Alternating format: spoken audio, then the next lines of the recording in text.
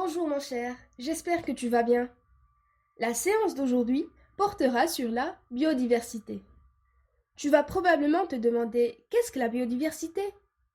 Pour répondre à cette question, nous allons lire ensemble le document 1 qui parle de la biodiversité de l'étang de Thau. Thau est une véritable petite mer intérieure qui abrite une diversité biologique exceptionnelle.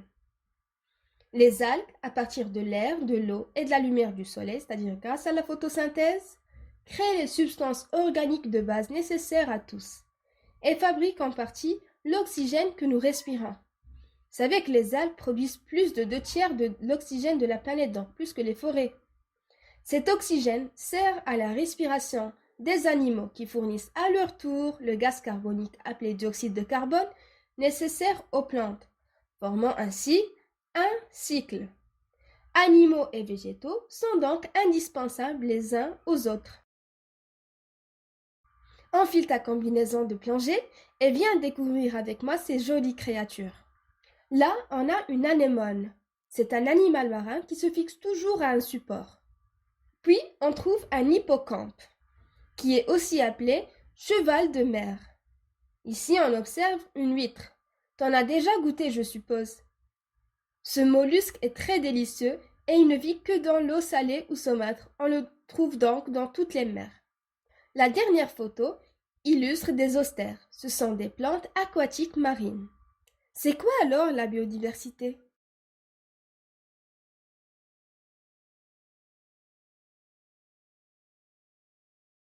Très bien.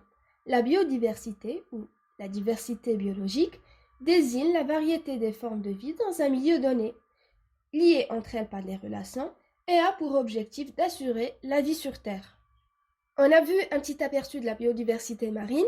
Allons étudier ensemble maintenant un autre milieu de vie, la pelouse. Allez, défile ta combine et rejoins-moi. Observe le document 2 et choisis 2 animaux et 2 végétaux, puis complète les tableaux de la page 89. On commence par les animaux. Je vais choisir par exemple une fourmi. Cet animal est-il plus grand ou plus petit qu'un escargot? Il est plus petit. Comment se déplace-t-il?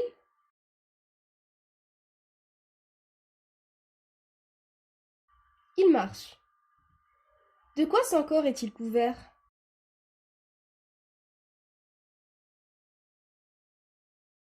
Le corps de la fourmi est couvert d'une carapace externe. Et que mange-t-elle?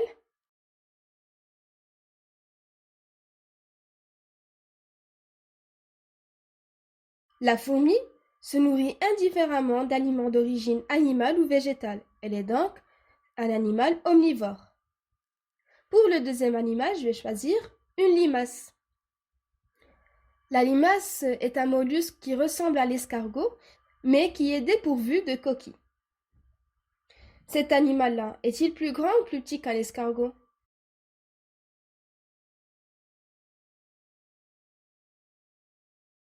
Eh bien, il est plus petit. Et comment se déplace-t-il?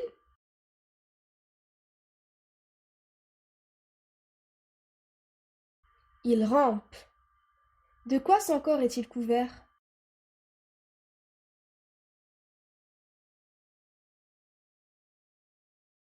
Regardez bien, la limace n'est pas couverte. Donc, c'est un corps mou. Et que mange-t-elle?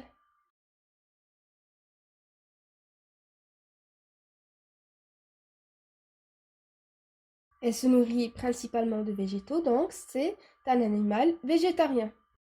Passons maintenant aux végétaux. Prenons l'exemple du pissenlit. Est-il plutôt de la taille d'une jonquille ou d'un arbre?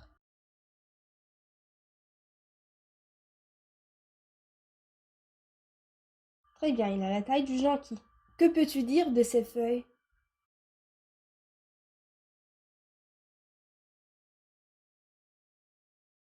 Ses feuilles sont petites. A-t-il des fleurs?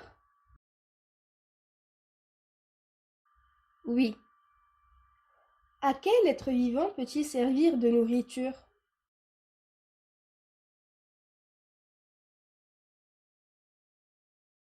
Il peut servir de nourriture à un escargot, par exemple. Qu'en est-il de l'arbre? Il a plutôt la taille d'une jonquille ou d'un arbre? D'un arbre, évidemment. Et que peux-tu dire de ces feuilles? Les feuilles de l'arbre sont grandes. A-t-il des fleurs? Non. À quel être vivant peut-il servir de nourriture?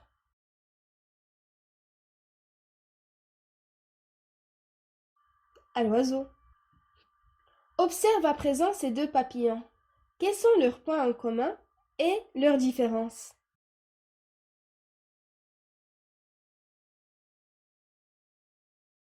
On a deux papillons, d'accord? Ils font partie de la même espèce. Les points en commun, c'est qu'ils ont la même morphologie, c'est-à-dire qu'ils ont deux paires d'ailes, deux antennes, etc. Leur différence, c'est la taille. Ils ont des tailles différentes, des couleurs différentes aussi, et même la forme des motifs sur leurs ailes est différente. Donc, même si elles font partie de la même espèce, elles sont quand même différentes. Entoure maintenant les mots que tu utiliserais pour décrire les êtres vivants de ce milieu.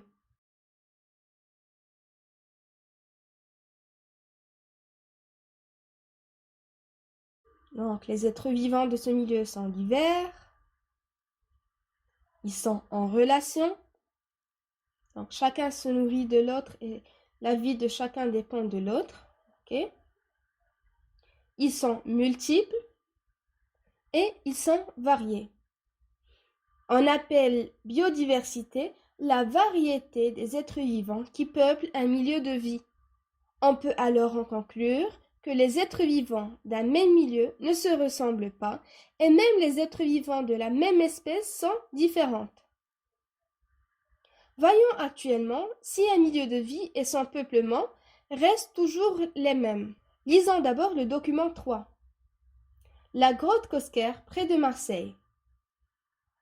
Dans le sud de la France, en 1985, un plongeur découvre une grotte préhistorique dont l'entrée se trouve à 37 mètres sous le niveau de la mer.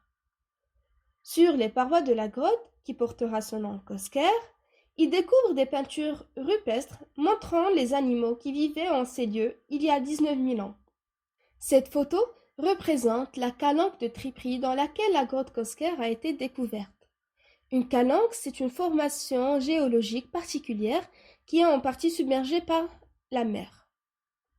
Regardons ce documentaire sur la grotte Cosquer. Il y a 30 000 ans, un randonneur paléolithique aurait ici croisé sur son chemin chevaux, bisons, aurochs, cerfs, mégacéros, et au plus près de la rive, quelques phoques et pingouins. Imaginez, il y a plusieurs millénaires, une large steppe à la place de la mer, le rivage se trouvant quelques kilomètres plus au sud. Car oui, il y a 30 000 ans, nous sommes en pleine glaciation, d'où les pingouins, et le niveau de la mer est 135 mètres plus bas. Un territoire parfait qui combine mer, relief et plaine. Les humains du Paléolithique venaient chasser, pêcher, mais pas que. Ils venaient aussi se perdre dans les grottes pour peindre et graver. La meilleure archive qui nous soit parvenue de cette faune en partie éteinte se trouve sous nos pieds, dans la grotte Cosquer, qui abrite un art pariétal vieux de 31 000 ans. Aujourd'hui englouti sous les eaux, ce site se trouve au milieu des calanques de Marseille, au niveau de cette pointe. À l'intérieur, 177 figures animales ont été répertoriées, avec 11 espèces identifiées, mais aussi 65 mains négatives et environ 300 symboles. Ceci en fait l'un des plus grands sites d'art pariétal européens dont nous ne connaissons pourtant qu'un cinquième de la surface, les autres parties ayant été noyées. Sa découverte par Henri Cosquer, plongeur et inventeur du site. Ces images représentent quelques-uns des dessins découverts dans la grotte de Cosquer. Dis-moi le nom de l'animal, si c'est un bouquetin, pingouin ou bien un bison. La première photo représente quel animal?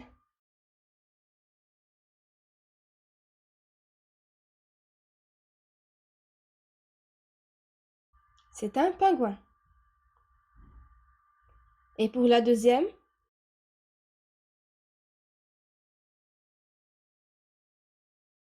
C'est un bison. Et la troisième? C'est un bouquetin. Dans quel type de climat trouve-t-on ces animaux?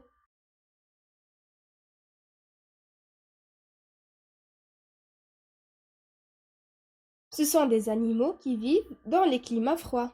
Jetons un coup d'œil à présent aux animaux de nos jours qui vivent au même endroit.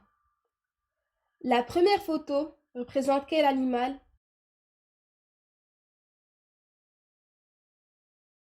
C'est un puffin de Méditerranée. La deuxième photo montre un lézard sicilien. Très bien. Et pour la troisième?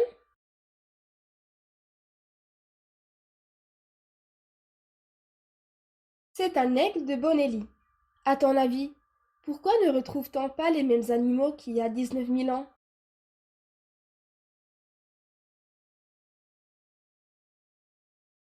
Vous savez qu'à Marseille, le climat est méditerranéen. Il fait donc chaud l'été et les autres mois sont caractérisés par un climat doux. On ne retrouve pas les mêmes animaux car le climat s'est réchauffé. Les animaux qui vivaient là il y a 19 000 ans n'étaient pas adaptés à un climat chaud. Ils se sont donc déplacés vers le nord et les animaux adaptés à la chaleur sont venus vivre dans ce milieu. Au cours du temps, les milieux de vie et leur peuplement se modifient. En particulier, en fonction du climat, on dit que la biodiversité est un réseau dynamique. En bref, on appelle biodiversité la variété des êtres vivants qui peuplent un